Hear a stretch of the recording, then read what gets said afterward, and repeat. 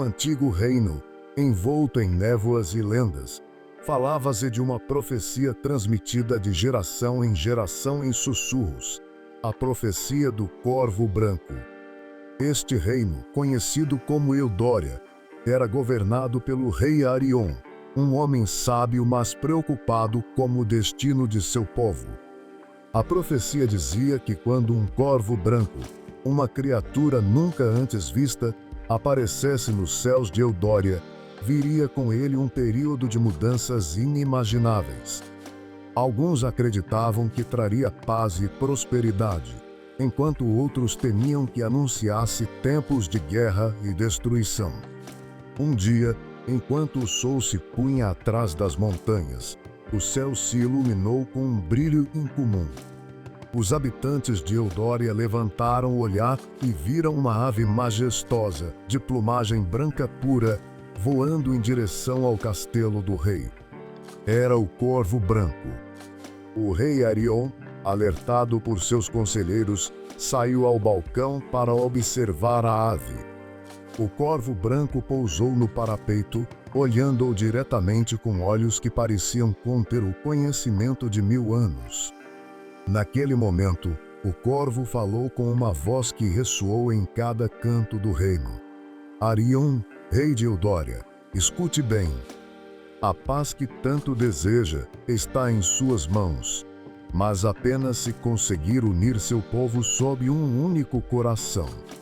A guerra e a destruição rondam por perto, mas sua sabedoria pode ser a luz que os afasta. Olhe para o leste, onde o sol nasce. Lá você encontrará a chave para seu destino. O rei, comovido pelas palavras do corvo, convocou todos os líderes das terras vizinhas para uma grande reunião.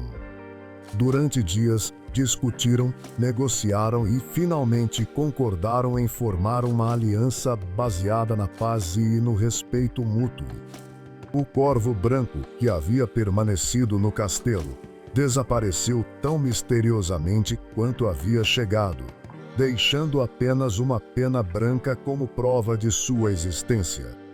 Os anos passaram e Eudória se tornou um símbolo de paz e prosperidade. A profecia se cumpriu não pela magia do corvo, mas pela sabedoria e união de seu povo. No entanto, a lenda do Corvo Branco permaneceu viva, lembrando a todos que até mesmo nos momentos mais sombrios, a esperança e a união podem mudar o curso do destino.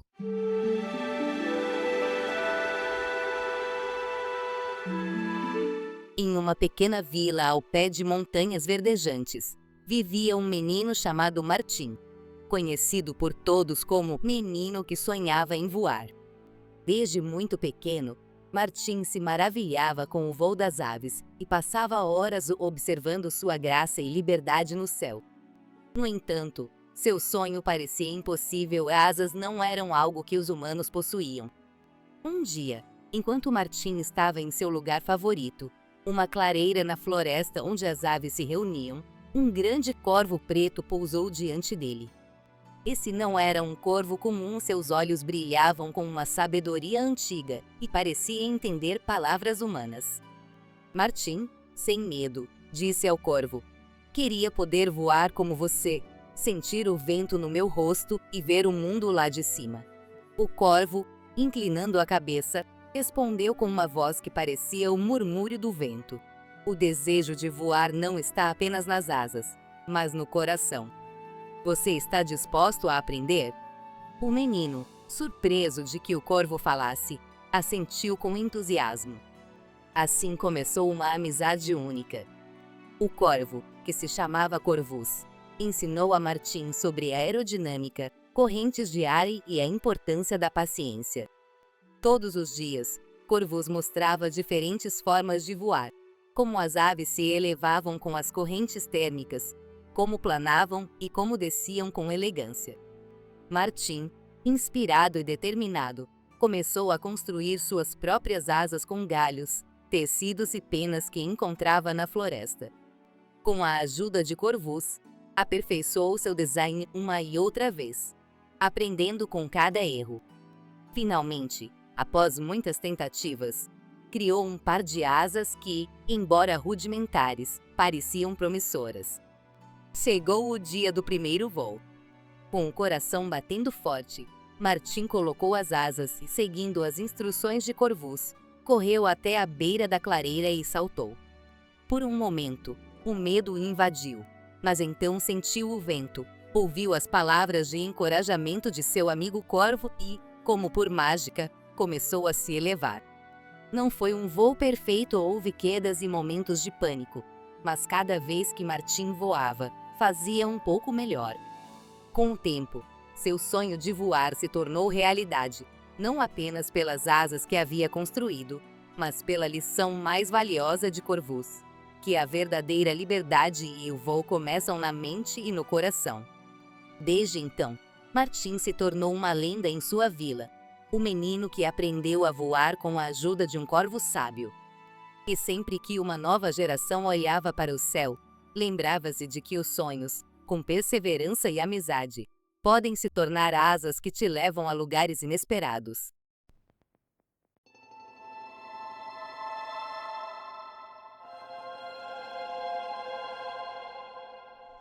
Em um mundo onde a luz do sol era apenas uma memória distante, as sombras se estendiam por toda parte, e o silêncio era quebrado apenas pelos sussurros do vento. As cidades estavam abandonadas, cobertas por uma espessa camada de poeira e desespero. Era o fim do mundo, e no meio dessa desolação havia um corvo, o último de sua espécie, que ainda batia suas asas negras contra o crepúsculo eterno. Esse corvo, conhecido apenas como o Último, voava sobre os escombros de civilizações perdidas, seus olhos refletindo um conhecimento sombrio do que havia sido e do que seria. Sua presença era um presságio, um arauto do fim definitivo. Ele não era apenas um sobrevivente, ele era a última testemunha de uma era. Uma noite, enquanto a lua, pálida e espectral, iluminava os destroços, o Último pousou no que restava de uma antiga igreja. Dentro, entre as ruínas, encontrou um livro, um diário daqueles que haviam vivido os últimos dias antes da escuridão total. O corvo, com uma inteligência sobrenatural, começou a ler, as páginas virando sozinhas.